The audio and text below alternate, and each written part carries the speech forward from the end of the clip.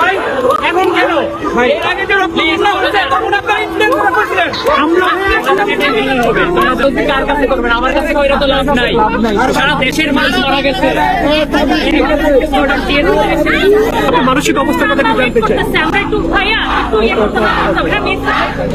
Hello guys, এবার রাফসানের উপর খেপে গেলেন সাধারণ জনতারা। ছাত্র দলের লোকেরা রাফসানকে ঘিরে ধরে চারিদিক থেকে ভুয়া ভুয়া বলে আখ্যায়িত করতে থাকে। এটা দেখে রাফসান অনেকটা অবাক হয়ে যায়।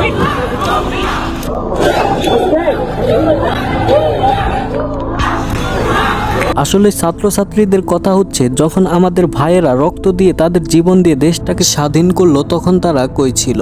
তখন তো তাদের মতো ইনফ্লুয়েন্সার কাউকেই পাওয়া যায়নি। এই জন্য সাধারণ পাবলিকেরা তার উপর প্রায় খেপে গিয়েছিল।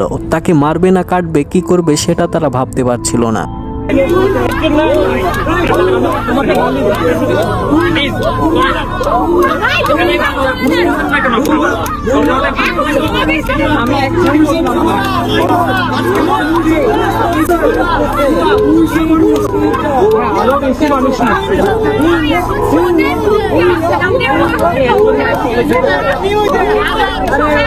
কার কাছে করবেন আমার কাছে কইরা তো লাভ নাই সারা দেশের মানুষ মারা গেছে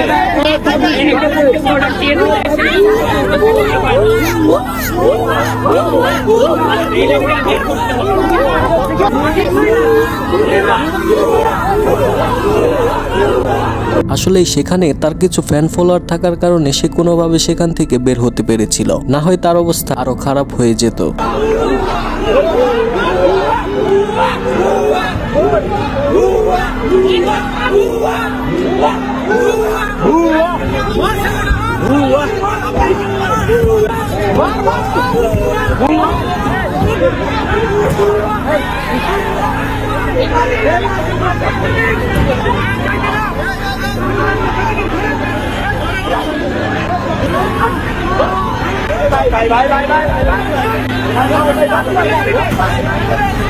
তো গাইস, এই ছিল আজকের ভিডিও। যদি ভিডিওটা ভালো লেগে থাকে তাহলে অবশ্যই চ্যানেলটি সাবস্ক্রাইব করে ভিডিওটি একটি লাইক করে দিন।